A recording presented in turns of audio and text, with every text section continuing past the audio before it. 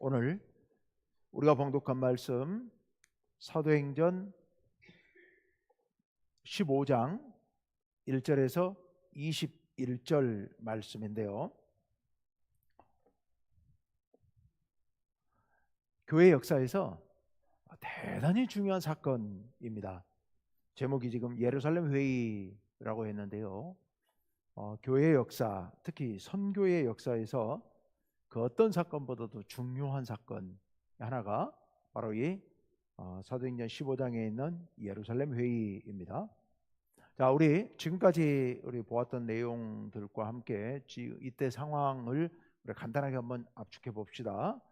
우선 당시 교회의 상황 하면 여러분 당시까지만 하더라도 교회의 가장 중요한 중심 교회 역할을 했던 곳이 예루살렘 교회였죠. 예루살렘 교회.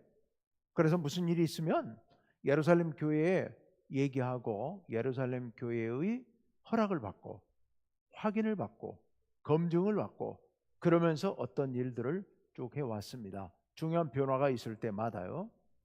근데 그 전에 이제 이미 중간에 지금 안디옥에 수리아 안디옥에 안디옥 교회가 세워졌고 그 안디옥 교회를 중심으로 해서 큰 부흥의 역사가 일어났고 바울과 바나바가 파송되어서 구브로를 거쳐서 터키 남쪽 중남부 지역에 복음이 전파되는 그런 1차 선교 여행이 있었습니다. 그 과정에서 주로 유대인 회당에 가서 복음 전파를 시작했지만 그러나 많은 이방인들이 복음을 듣고 예수를 믿게 되는 그런 역사가 그 과정에서 일어나게 됐죠. 여전히 지금도 주로 회당을 중심으로 복음이 전파되고 있었고 유대인들에게 먼저 복음을 전하긴 했지만 이방인들에게 복음의 문이 열린 것은 확실합니다. 물론 그 전에 그런 것들 역사가 몇 번 있었습니다만은 그럼에도 불구하고 이렇게 아예 대규모로 이방인들에게 복음 전파가 일어난 것은 1차 전도 여행 때 비시디아 안디옥에서 주로 집중적으로 이방인들이 와서 복음을 들었다. 그리고 이후 이고니온, 루스트라, 더베 등 같은 곳에서 이방인들이 이제 복음을 많이 듣게 되는 역사가 일어났습니다. 그리고 그 사실을 돌아와서 지금 안디옥 교회에 와서 얘기를 했습니다. 자, 이제 그런 상황인데 그런데 안디옥 교회가 이렇게 선교사를 파송해서 놀라운 성과를 거두고 그 일을 기뻐하고 또 안디옥 교회는 안디옥 교회 나름대로 또 크게 부흥하는 그런 과정에 있었는데 여기에 어떤 이상한 일이 벌어지게 됩니다. 그게 1절 말씀, 오늘 사건의 발단이 되는데요. 1절 말씀 우리 다 같이 한번 읽어보겠습니다. 시작. 어떤 사람들이 유대로부터 내려와서 형제들을 가르치되 너희가 모세의 법대로 할례를 받지 아니하면 능히 구원을 받지 못하리라 하니. 아멘. 이 말씀의 대상은 유대인들은 아닐 겁니다. 왜냐하면 유대인들은 이미 할례를 다 받았기 때문에 아무 관계 없습니다. 그런데 여기 핵심은 할례를 받아야 구원받는다 라고 가르쳤다는 것은 이방인 기독교인들에게 가르쳤다는 얘기죠. 지금까지 안디옥에서부터 출발해서 많은 이방인들이 예수를 믿게 됐는데 그런데 그 예수를 믿는 그들이 세례는 받았지만 할례는 받지 않았거든요. 안디옥도 그랬고 그리고 이후 1차 전도여행 때 선교해서 믿게 된 그들이 다 그랬습니다. 그런데 그들에게 할례를 받으라고 말한 사람도 없고 할례를 행하지도 않았습니다. 그런데 넷째 줄에 구원, 이 구원의 문제. 구원은 어떻게 받느냐? 구원은 어떻게 받습니까? 예수 믿으면 되는 거예요. 예수 믿고 세례 받으면 돼요. 그게 예수 그리스도 복음의 핵심이잖아요. 예수를 믿고 구원받으면 돼요. 예수 믿고 세례 받으면 돼요. 예수님께서 우리 죄를 대신해서 십자가에 달려 돌아가셨기 때문에 그 예수님을 믿음으로 인하여 우리의 모든 죄가 사함받고 구원받는다는 게 복음의 핵심입니다. 그런데 이 사람들이 와가지고 예수 믿어갖고는 구원을 못 받는다는 소리잖아요. 자기들도 예수를 믿는 사람들인데 그런데 예수만 믿어갖고는 안 되고 할례도 받아야 된다 이렇게 얘기하고 있는 거예요. 이게 크게 두 가지 문제가 생기죠. 한 가지 문제는 이방인들, 그 많은 이방인들이, 이제 나이 들어서 성이 된 이방인들이 할례를 받는다? 그 말은 여기는 할례라고 표현을 했습니다만은 할례가 가장 큰 문제이지만 할례와 함께 모든 율법을 다 지켜야 된다는 얘기예요. 유대인들의 율법을 다 지켜야 된다 이 소리거든요. 그러니까 할례와 율법을 이방인들에게 강요한다? 그거는 많은 부분에서, 물론 그렇게 말해서 받는 사람도 생길지도 모르겠습니다만은 많은 사람들에게 예수 믿지 말라는 얘기나 다름이 없는 거죠. 어려운 거니까. 그거는 거의 이방인들이 받아들이기 어려운 문제이니까. 그래서 이방인들이 받아들이기 어렵다고 하는 한 가지 문제가 있습니다. 두 번째 문제가 뭐냐? 이게 더 심각한 문제인데요. 두 번째 문제, 아까 제가 언뜻 얘기했습니다만은 만약에 우리가 할례를 받아야만 구원받는다, 예수만 믿어갖고는 안 되고 할례도 받아야 된다, 이렇게 얘기하면 교리적으로 아주 중대한 문제가 생기는데, 그게 무슨 문제라고요? 십자가의 가치를 떨어뜨리고 십자가를 무용한 것으로 만들어버리는 게 되는 거예요. 그러니까 할례를 받고 율법을 행해야 구원받는다고 말하는 것의 가장 심각한 문제는 예수 그리스도의 십자가를 무용지물로 만들어버리는 거기 때문에 이 교리가 대단히 위험한 겁니다. 정말 위험한 교리이지요. 그런데 이거를 와서 얘기를 강요를 하는 겁니다. 근데 그들이 누구냐? 그들이 첫째 줄에 어떤 사람들이 유대로부터 내려와서 했습니다. 여기 유대 그러면 아마 예루살렘을 얘기하겠죠. 근데 어떤 사람들은 예수 믿는 사람들이에요. 근데 예수 믿는 사람들인데 이렇게 얘기한 거 보니까 원래 유대교인들, 즉 할례를 받고 유대인으로 잘 살다가 늦게 예수를 믿은 사람들이겠죠. 그 가운데는 아마도 바리새인과 같은 그런 율법적인 교육을 받은 사람들이 또 있었겠죠. 율법에 열심인 사람들. 바로 이 유대인들이 내려와서 이렇게 가르친 겁니다. 나중에 뒤에 가면 나오게 되겠습니다만은 이 어떤 사람들은 유대로부터 내려온 사람들인데 교회가 파송한 사람들은 아니에요. 그건 이따가 제가 따로 말씀을 드리도록 하겠습니다. 자, 이제 여기를 보면 이거 먼저 보고 갈까요? 24절 말씀 한번 띄워주실래요? 오늘 말씀이 21절까지 봤는데요. 다음 주에 보려고 했습니다만은 이 대목을 한번 보는 게 좋겠어요. 24절에 보면 야고보와 그 교회가 대표해서 한 말입니다. 편지를 이렇게 쓰는 내용인데요. 들은즉 우리 가운데서 어떤 사람들이 우리의 지시도 없이 나가서 말로 너희를 괴롭게 하고 마음을 혼란하게 한다 하기로, 이렇게 돼 있어요. 예루살렘 교회가 공동으로 회의해서 편지를 보내면서 쓴 말이에요. 우리 가운데 어떤 사람들이, 그러니까 예루살렘 교회에 있던 사람들이 간 건 맞는 것 같아요. 근데 그들이 우리의 지시도 없이, 교회가 합의해서 파송한 것도 아니고 교회가 그렇게 하기로 결정한 것도 아니고 지시한 적도 없어요. 근데 지들 마음대로 나간 거예요.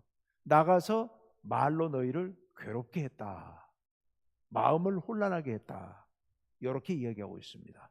그러니까 임의적으로 나간 겁니다. 또 갈라디아서 2장 4절에 보면 이 대목에 대해서 바울이 직접 이렇게 말하고 있습니다. 가만히 들어온 거짓 형제들이 할례를 받아야 된다고 얘기했다라고 기록하고 있어요. 여기를 기록하면서 한 얘기예요. 그러니까 가만히 들어온 거짓 형제들이라고 바울은 표현합니다.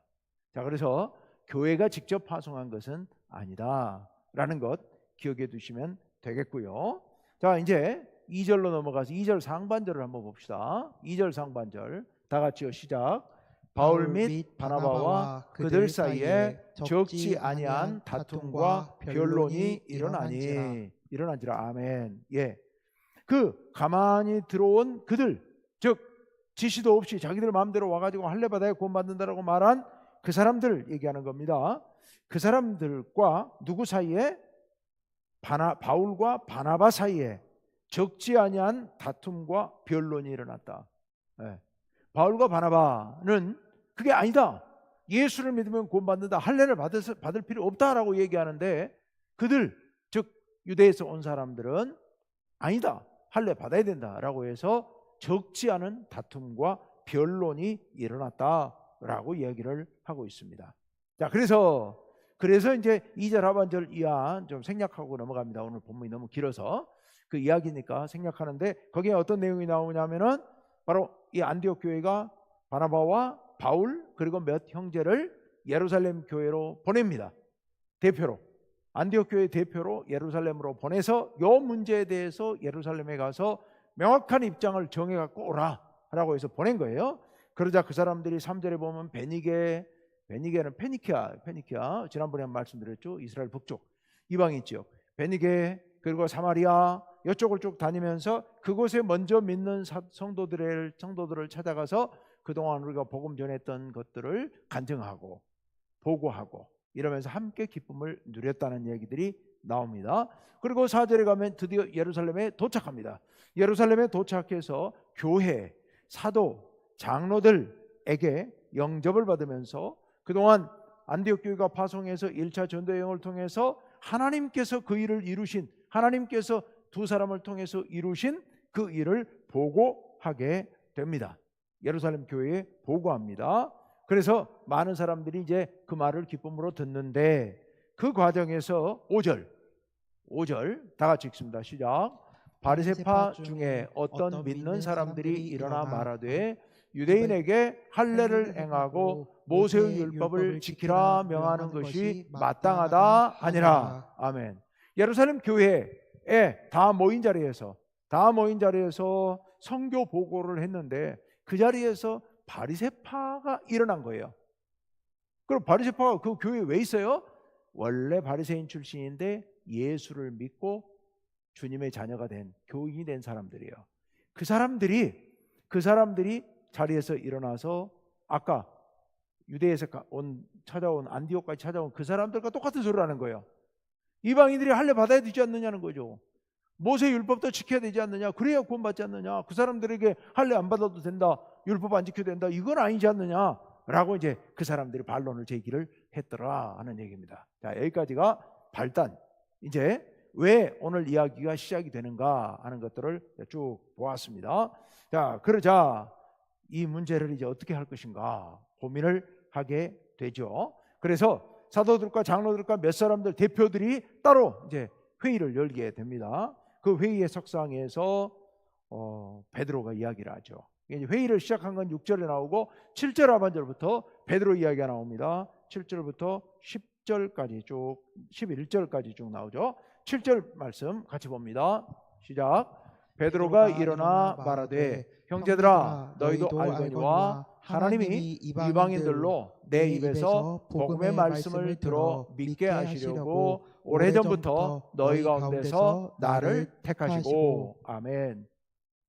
그나저나 파란 글씨가 보이세요? 예, 글씨가 빨간 글씨가 번져서 잘 안 보인다는 말씀이 있어서 연구를 좀 해보라고 그랬더니 좀 바꿨는데요. 잘 보여야 좋은데, 보이면 좋겠는데, 하여튼 베드로가 일어나 이야기를 합니다. 이 베드로 이야기를 잘 들으셔야 됩니다. 요걸 잊어버리시면 안 돼요. 베드로가 한 얘기다 하는 걸 잊어버리면 안 돼요. 지금 첫째, 바울과 바나바가 보고했어요. 그랬더니 바리새파 몇 사람이 일어나서 반론 제기했어요. 그러자 별도 회의를 열렸습니다. 이제 베드로가 일어나서 이야기를 시작합니다. 자기 이야기를 하는 거예요. 형제들아 너희도 알거니와, 그리고 마지막 줄에 뭐라고 그랬어요? 나를 택하시고 그랬어요. 나를 택하시고. 하나님께서 베드로를 선택해서 하셨던 일을, 지난 일을 이야기하고 있습니다. 그럼 요 지난 얘기가 언제적 얘기냐? 사도행전 10장과 11장에 이미 보았던 얘기예요. 사도행전 10장 그러면 누구? 백부장 고넬료. 백부장 고넬료, 이방인. 근데 그 이야기를 여러분 아시죠?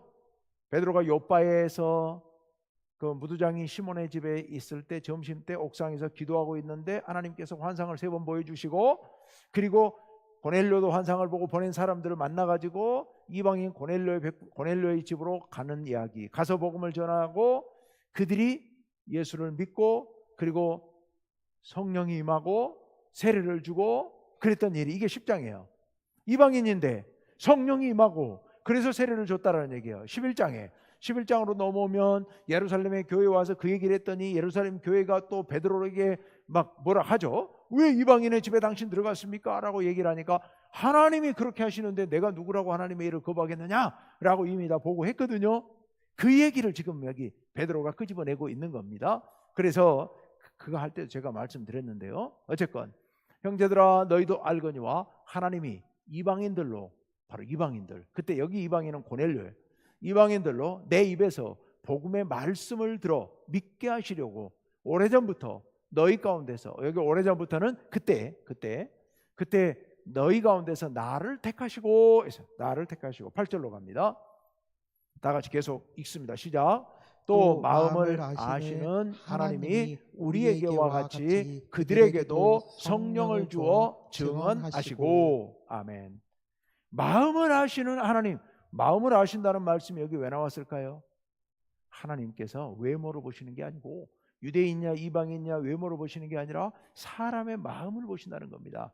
이방인 백부장 고넬료의 마음, 하나님을 경외하고 하나님의 말씀을 따라 선을 베풀며 살아가는 그 이방인의 마음, 삶을 보시고 마음을 아시는 하나님이 우리에게와 같이 그들에게도 성령을 주신 거예요. 성령이 임하는 걸 보고 베드로가 세례를 베풀라고 하죠. 그래서 세례를 받게 되잖아요. 그래서 성령을 주어 증언하시고, 여기 증언 누가 증언해요? 하나님이 증언하신 거예요. 뭘로 증언하신 거예요? 성령을 부어주시는 모습을 통하여서 베드로가 깨달을 수 있도록 하나님이 증언해 주신 거라는 거예요. 하나님이 증언해 주셨어요. 하나님이 증언해 주셨다. 이게 중요합니다. 지금 베드로의 말 속에 바로 앞절에 아까 7절에 하나님이 나를 택하시고 8절에 하나님이 증언하시고 9절로 갑니다. 9절. 예. 계속해서 하나님이 하셨다는 얘기예요. 주어는 이제 연결되니까 생략되어 있습니다만은, 자 9절에 읽습니다. 다 같이 시작. 믿음으로 그들의 마음을 깨끗이 하사 그들이나 우리나 차별하지 아니하셨느니라. 하나님이 어떻게 하셨다고요? 믿음으로 그들의 마음을 깨끗하게 하셨다. 깨끗하게 하셨다. 예수 그리스도의 십자가를 믿음으로 말미암아 그 십자가의 보혈로 그들의 마음을 깨끗하게 하셨는데 그분이 누구다? 하나님이 그렇게 하셨다는 거예요. 그리고 그들이나 우리나, 그들이 누구예요? 이방인, 우리 유대인, 그들이나 우리나 하나님이 전혀 차별 없이 성령을 내려주시고 깨끗하게 구원해 주셨지 않느냐. 하나님은 이방인과 유대인을 차별하지 않으신다는 게 그렇게 입증됐지 않느냐는 거죠. 이걸 베드로가 지금 이야기를 한 겁니다. 놀라운 일이죠. 하나님은 차별하지 않으셨다. 자, 여기 한 가지 정리하고 갑시다. 오늘 결론이 뭐냐? 결론이 지금 문제의 원인이 이방인들에게 할례를 받게 할 거냐 말 거냐. 근데 결론은 할례 받으라고 강요해서는 안 된다는 것이 결론입니다. 미리 말씀드립니다. 결론입니다. 그거 우리 알고 있죠 이미. 근데 그 결론으로 가는 근거가 있어야 되죠. 그 근거가 오늘 본문에 4가지가 나옵니다. 4가지가. 자, 그 첫 번째가 뭐다? 요거요. 베드로의 설교 속에 결론은 핵심은 뭐예요? 하나님이 이방인들을, 할례받지 않은 이방인들을 똑같이 구원하셨다. 이게 첫째 이유예요. 하나님께서 할례받지 않은 이방인들을 똑같이 구원하시면서 할례받으라고 하시지 않았다는 거예요. 할례 안 받아도 아무 상관없이 구원하셨지 않느냐. 이게 첫째 이유입니다. 첫째 이유, 하나님께서 차별하지 않으시고 구원하신다. 이게 첫 번째 이유. 자, 그리고 베드로의 이야기가 계속됩니다. 10절 다 같이 읽습니다. 시작.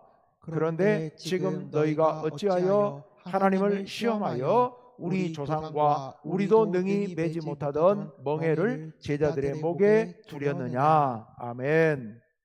먼저 방금 한 말 연결되어서, 그런데 지금 너희가 어찌하여 하나님을 시험하여, 하나님의 뜻은 그랬다. 하나님께서 그렇게 명확하게 예전에 벌써 나에게 다 보여주셨다.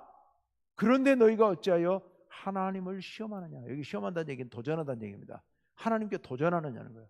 왜 너희가 하나님께 도전하느냐. 지금 이 시점에 와서 그들에게 할례 받으라고 요구하는 것은 하나님께 도전하는 것이고, 하나님께서 이미 그렇게 명확하게 보여주시는 건데 거기에 반기를 드는 것 아니냐. 이런 강력한 이야기입니다. 그러면서 두 번째 근거가 나옵니다. 두 번째 근거. 왜 이방인들에게 할례를 강요해서는 안 되느냐. 셋째 줄, 우리 조상과 우리도 능히 매지 못하던 멍에를 제자들의 목에 두렸느냐. 여기 제자들은 이방인 중에 예수 믿는 사람들, 이방인 기독교인들에게 왜 멍에를 메우려고 그러느냐? 그 멍에는 우리 조상도 그리고 우리도 능히 매지 못했다. 여기 멍에는 뭐겠습니까? 율법. 할례로 대표되는 율법이에요. 할례야 뭐 유대인들 받았지만, 그러나 할례만이 아니라 할례로 대표되는 그 율법, 그것을 우리는 다 못 지켰지 않느냐는 거예요. 우리도 그 멍에를 제대로 매지 못했는데 어찌 이방인들에게 그 멍에를 메우려고 하느냐 하는 거예요. 두 번째 이유가 뭐예요? 우리도 못 지키는 율법을 왜 이방인들에게 강요하느냐? 이게 두 번째 이유입니다. 두 번째 이유. 율법은 우리도 다 못 지킨다. 그 못할 일을 강요하지 말자. 이게 두 번째 이유다.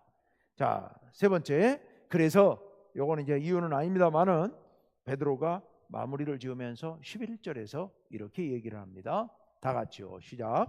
그러나 우리는 그들이 우리와 동일하게 주 예수의 은혜로 구원받는 줄 믿노라 하니. 아멘. 구원은 어떻게 받는다? 주 예수의 은혜로 받는다. 은혜로 받는다. 우리가 율법을 행해 가지고 의를 쌓아서 우리 의를 하나님 앞에 내세워서 인정받는 그런 의가 아니라, 그런 구원이 아니라 하나님께서 베풀어 주시는 은혜로, 예수님의 십자가의 은혜로, 그걸 믿음으로 구원받는다. 믿는다고 하는 것은 우리가 믿는 거지만, 믿는 것이 뭐 공로는 아니잖아요. 믿는 것, 그건 하나님의 은혜를 받아들이는 거니까 은혜로 구원받는 것이다 라고 베드로가 마무리를 짓습니다. 그러자 반응, 12절에 이런 반응이 나옵니다. 다 같이요. 시작. 온 무리가 가만히 있어 바나바와 바울이 하나님께서 자기들로 말미암아 이방인 중에서 행하신 표적과 기사에 관하여 말하는 것을 듣더니. 아멘. 그제사 바울과 바나바의 말을 듣기 시작했다. 다시. 자, 이제 베드로가 얘기했고 뒤이어서 바울과 바나바가 얘기하는데 온 무리가 가만히 있으면서 바울과 바나바가 말하는 것을 듣기 시작했다. 근데 바나바와 바울이 뭐라고 말했느냐? 노란 글씨로 하나님께서 행하신 일을 말했다는 거예요. 하나님께서 행하셨는데 뭘 행하셨느냐? 이방인 중에서 표적과 기사를 행하신 거예요. 여기 표적과 기사는 뭐예요? 하나님께서 고넬료의 가정에 했던 것처럼 성령이 임하게 하셨고, 또 남에서부터 걷지 못했던 사람이 걸을 수 있게 하셨고, 그 밖에도 많은 병자들을 고치는 그런 표적과 기사가 나타났겠죠. 그것들을 얘기하는 겁니다. 하나님께서 표적과 기사를 행하셨다. 직접 행하신 거다. 우리가 한 게 아니고 하나님이 행하셨다. 여기서 이 말씀을 우리가 다시 봐야 되는 이유는, 주목해 봐야 될 것은, 우리가 행하는 모든 일은 우리가 잘나고 우리가 능력이 행한 것이 아니라 하나님께서 우리를 통하여 행하신 것이다 라는 겁니다. 여기 자기들로 말미암아, 여기 자기들이 바울과 바나바잖아요. 자기들로 말미암아, 즉 바울과 바나바를 통하여 행하신 표적과 기사, 그것을 말했다는 겁니다. 그걸 백성이 들었고요. 오늘 이방인들에게 할례를 강요하지 말아야 되는 결정적 이유, 근거, 세 번째 근거가 바로 여기 있는 겁니다. 하나님께서 우리가 복음 전할 때, 이방인들에게 복음 전할 때 표적과 기사를 행하셨다는 겁니다. 우리를 통하여 표적과 기사를 행하셨다. 그들이 할례도 안 받았는데, 할례도 안 받은 이방인들에게도 하나님께서 똑같이 표적과 기사를 행하셨다. 그렇다면 하나님께서 그들을 인정하시고 기뻐하신 것 아니겠느냐. 이게 세 번째 이유가 됩니다. 자, 마지막 네 번째 이유로 갑니다. 이제 야고보가 나와서 말을 하기 시작합니다. 이 야고보는 전에도 잠깐 얘기했습니다. 베드로가 갇혔다가 풀려난 뒤에도 야고보에게 얘기하라 그러면서 떠나가고 막 그랬잖아요. 이 야고보는 누구요? 예수님 동생. 그러니까 세베대의 아들 야고보 요한 할 때 그 야고보는 벌써 이미 헤로드 왕에게 죽었고, 요 야고보는 예수님 동생 야고보, 교회의 장로 역할을 했던 그런 야고보가 일어납니다. 그리고서 이야기하기 시작하는데요. 뭐라고 이야기하느냐? 15절은 생략하겠습니다. 15절에 보면 선지자들의 말씀과 요 일이 일치한다라고 얘기를 합니다. 그러면서 이제 16절에서 18절까지 말씀을 인용을 하는데, 요 인용은 아모스 9장 11절 12절 말씀을 인용하는 겁니다. 아모스 9장 11절 12절. 우리가 여러분이 지금 아모스서를 찾아가고 대조해 보면 좀 달라요. 이게 왜 이렇게 다르냐? 여기 인용된 아모스서는 70인이 모여서 헬라어로 번역한 70인역 구약 성경을 인용을 해놨기 때문에 한번 번역을 거친 거라 일치하지는 않습니다. 참고로 기억만 해두시고요. 대충 알아만 두시고요. 어쨌건 야고보가 아모스서를 인용하면서 17절에서 이렇게 이야기를 합니다. 17절 다 같이 읽습니다. 시작. 이는 그 남은 사람들과 내 이름으로 일컬음을 받는 모든 이방인들로 주를 찾게 하려 함이라 하셨으니. 아멘. 이미 아모스 선지자가 오래전에 거의 800년 전에 얘기를 했다는 겁니다. 뭐라고 얘기를 했어요? 이렇게 하나님께서 회복을 시키실 건데, 회복시키시는 이유는 이방인들로, 내 이름으로 일컬음을 받는 모든 백성들, 그 이방인들로 주를 찾게 하시기 위해서 이스라엘을 회복시키실 것이다 라고 말씀하셨다는 거예요. 하나님께서 이스라엘을 회복시키시는 이유가 딴 데 있는 게 아니라 이방인들이 구원받도록 하기 위해서 하신다라고 이미 800년 전에 아모스 선지자가 다 얘기해놨는데, 그 말씀이 지금 여기 이루어졌지 않느냐라고 야고보 장로가 얘기를 한 겁니다. 자, 그러면서 여기서 이제 핵심적인 대목이 또 하나 나오죠. 아까 이방인들에게 할례를 강요하지 말아야 되는 이유, 네 번째 이유, 성경이 이야기하고 있다는 겁니다. 구약 성경에서 이미 다 예언된 내용이 이루어지고 있다. 이방인들이 다 와서 구원받는 일이 다 이미 예언되어 있다. 그러니 말씀대로 구원받는 건데 왜 할례를 가지고 제동을 거느냐라고 지금 이야기를 하고 있는 겁니다. 그래서 네 가지 근거가 이렇게 나오게 되죠. 자, 19절을 봅니다. 마지막으로 19절. 자, 참고로 20절, 오늘 21절까지 봤는데요. 말이 끊어지지 않아서 21절까지 봤습니다만은 20절과 21절은 다음번에 제가 말씀을 드릴 겁니다. 자, 이제 19절 마지막으로 읽습니다. 다 같이요. 시작. 그러므로 내 의견에는 이방인 중에서 하나님께로 돌아오는 자들을 괴롭게 하지 말고, 괴롭게 하지 말자. 그래서 네 가지만 지키도록 하고, 이제 할례 안 받아도 된다라고 편지를 써서 각 교회마다 알리자.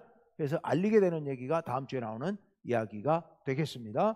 자, 오늘 말씀을 종합해 봅시다. 여러분, 교회가 기독교 선교에 있어서, 복음 전파에 있어서 결정적으로 어려운 고비를 만납니다. 만약 여기서 잘못 결정했더라면, 이방인들도 할례 받아야 된다고 그랬으면 어쩌면 우리도 예수 못 믿고 아직까지도 예수님 모르고 있을 수도 있습니다. 왜냐하면 그 당시에 이방인들에게 복음 전파가 안 돼 버렸을 거고, 길이 막혀 버렸을 거고, 뭐 그렇게 뚫고 우리에게까지 복음이 전해졌다 하더라도 우리도 못 믿었을 거예요. 막 우리나라에서 복음 받아들이기 어려웠을 겁니다. 그런데 이렇게 복음이 전해진 것은 이때 정말 지혜롭게 잘 결정했기 때문에. 그런데 이때 이들이 이 결정을 할 때, 이 위대한 결정, 예루살렘 교회에서 이런 결정을 했기 때문에, 다른 곳도 아니고 예루살렘이었기 때문에 이런 결정을 하기가 대단히 어려운 일이었을 겁니다. 굉장히 힘든 일이었을 수도 있습니다. 왜냐하면 그 교회 안에 있는 사람들은 다 유대인들이, 거의 다 유대인들이란 말입니다. 그 유대인들로서 이런 결정을 내기가 너무도 힘들었을 겁니다. 그런데 너무 다행스럽게도 이렇게 위대한 결정을 하게 되죠. 이런 결정을 하게 된 이유가 뭘까? 어떻게 이렇게 결정을 할 수 있었을까? 한번 종합해 봅시다. 여러분, 아까 네 가지, 첫 번째가 뭐였죠? 하나님께서 그렇게 이미 하셨다는 거예요. 하나님께서 그렇게 하셨다. 하나님께서 이미 베드로를 통하여서 그렇게 하셨다라고 말씀하고 있는 겁니다. 그러니 하나님께서 하신 일을 우리가 어떻게 막을 수가 있느냐라는 게 첫 번째 이유였었죠. 여러분, 이게요, 우리가 이게 가볍게 여겨서는 안 되는 이유가, 하나님, 이 지금 예루살렘 교회가 이 중차대한 문제 앞에 서서 이 문제를 어떻게 해결할 것인가를 고민할 때 그들이 주목했던 일이, 그들이 기준으로 삼았던 것이 하나님이었다는 겁니다. 우리 하나님께서는 무슨 생각을 하실까? 우리 하나님께서는 이 상황에서 뭐라고 어떻게 판단하실까? 무엇을 원하실까? 이걸 생각했다고 하는 겁니다. 이게 정말 위대한 부분이라고 생각합니다. 이게 위대한 부분이에요. 우리 하나님께서는 무슨 생각을 하실까? 두 번째 이유는 이제 우리도 매지 못하는 멍에였지 않느냐, 이런 얘기가 있었고요. 그리고 세 번째는 이방인 가운데서 하나님께서 표적과 기사를 나타내 주셨지 않느냐, 하나님이 하셨지 않느냐는 거예요. 네 번째 이유가 뭐였어요? 하나님 말씀에, 구약의 하나님 말씀에 이미 나타나 있지 않느냐. 그러니까 두 번째 것만 빼고는 첫 번째, 세 번째, 네 번째가 다 우리 하나님께서 이것을 원하시지 않느냐, 이렇게 말씀하시지 않느냐. 그러니 우리도 이렇게 결정해야만 한다는 그런 이야기였던 겁니다. 여러분, 우리가 신앙생활하면서 또 교회 안에서, 여러분 가정 안에서 어떤 중요한 결정을 하려 할 때 무엇을 기준으로 하십니까?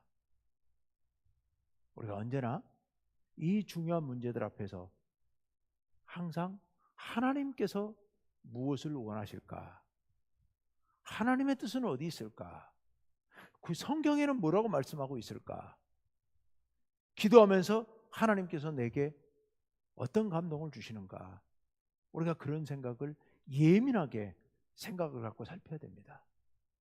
여러분, 똑같은 일도요, 예민하게 살피면 보이고 예민하게 살피지 않으면 안 보이는 일들이 너무 많습니다. 여러분들이 기도하면서 간절한 마음으로 하나님의 뜻을 구하면서 예민하게 살피면 하나님께서 말씀을 통하여, 또 기도하는 과정에 감동을 통하여, 또 여러 가지 현상들을 통하여, 설교를 통하여 여러분들의 마음을 감동시키셔서 깨닫게 하실 줄로 믿습니다. 중요한 것은 기준을 하나님께 둔다는 거, 이게 정말 중요한 일이다. 여러분, 우리 교회가 어떤 일에서든지 기준을 하나님께 두는 교회 되기를 간절히 바랍니다. 여러분의 인생이, 여러분의 가정의 문제들이 어떤 문제가 생겼을 때, 인생의 문제가 생겨 가정의 문제가 생겼을 때 그 문제의 판단 기준을 하나님께 두고 하나님께 구하고 찾는 여러분 되시기를 간절히 바랍니다. 오늘 우리가 이 말씀 붙들고 우리 간절한 마음으로 하나님께 기도합시다. 하나님, 우리도 이 초대교회처럼 어려운 문제 앞에서 하나님의 뜻을 구하고 하나님의 지혜를 구하는 우리들 되게 하옵소서. 내 생각, 내 뜻, 내 관습, 내 감정, 이게 기준이 되지 말게 하시고 하나님께 기준을 두는 그런 우리들의 신앙이 되게 하옵소서. 간절한 마음으로 기도하시고요.